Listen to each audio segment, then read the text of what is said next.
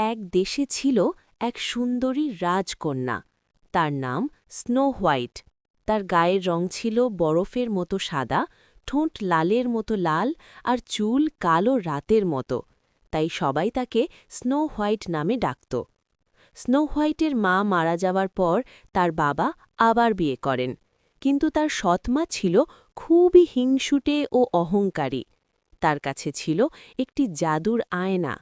প্রতিদিন সে আয়নাকে জিজ্ঞেস করত, আয়না আয়না, দেয়ালে টাঙানো, এই রাজ্যে কে সবচেয়ে সুন্দর?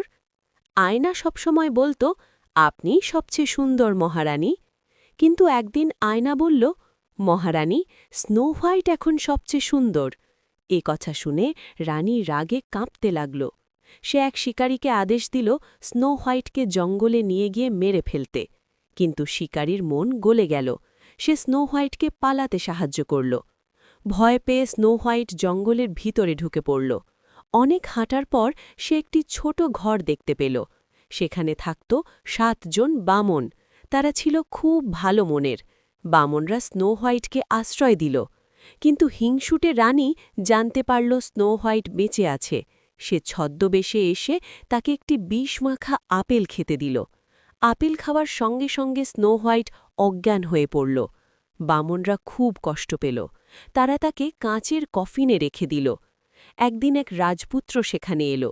স্নো হোয়াইটকে দেখে তার খুব মায়া হল। রাজপুত্রের ভালোবাসার চুম্বনে বিষের প্রভাব কেটে গেল। স্নো হোয়াইট জেগে উঠল। শেষে রাজপুত্র ও স্নো হোয়াইট বিয়ে করল।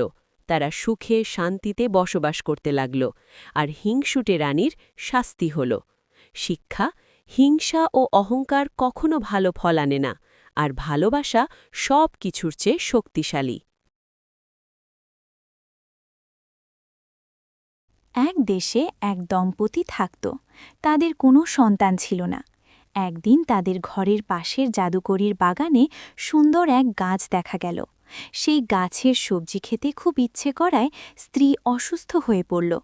স্বামী চুপি চুপি বাগান থেকে সবজি আনতে গেলে জাদুকরি তাকে ধরে ফেলল।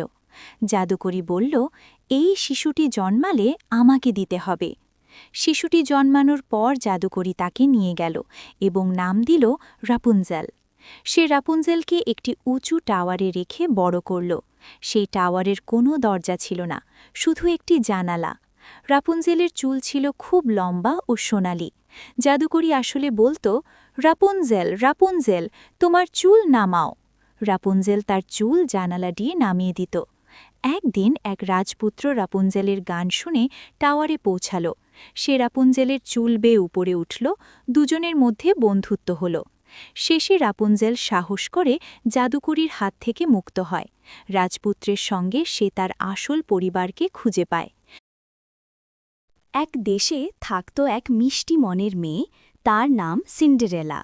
তার মা মারা যাওয়ার পর তার বাবা আবার বিয়ে করেন। কিন্তু সিন্ডারেলার সৎ মা আর 2 সৎ বোন ছিল খুবই নিষ্ঠুর। তারা সিন্ডারেলাকে সারা দিন ঘরের কাজ করাত আর তাকে ভালোবাসত না। সিন্ডারেলা কষ্ট পেলেও কখনো মন খারাপ করত না। সে সব সময় ভালো আর ভদ্র ছিল।